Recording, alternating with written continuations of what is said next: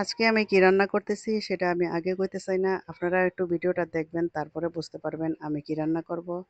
তো রসুন বাটা দিয়ে তারপরে হলুদের গুঁড়া, মরিচের গুঁড়া, জিরার গুঁড়া দিয়ে দিলাম। দিয়ে একটু মসলাটা ভালো করে কষাই নিতেছি।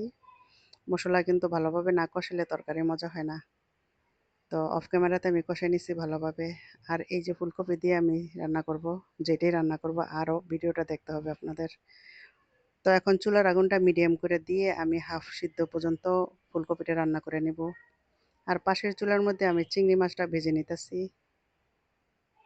বেশি ভাজবো না, বেশি ভাজলে আবার রাবারের মতো শক্ত হয়ে যায়। আর চিংড়ি মাছটা কিন্তু মোটামুটি ভালোই বড় ছিল দেখেন। ক্যামেরাতে কিন্তু মনে হচ্ছে যেন ছোট ছোট, কিন্তু আসলেই না, অনেক বড় ছিল।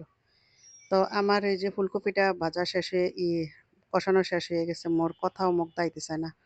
তো এখন আমি চিংড়ি মাছটা দিয়ে দিলাম। দিয়ে হালকা পাতলা করে একটু নাড়াচাড়া করে নিতেছি।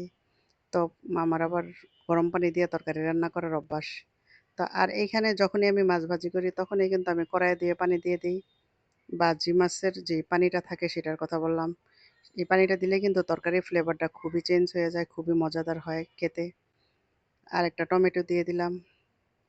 এখন কয়েক মিনিট কিন্তু আমি রান্না করে নিচ্ছি অফ ক্যামেরাতে। দিয়ে দিলাম ধনিয়া পাতা। ধনিয়া পাতা ছাড়া কিন্তু তরকারি এখন মজা না।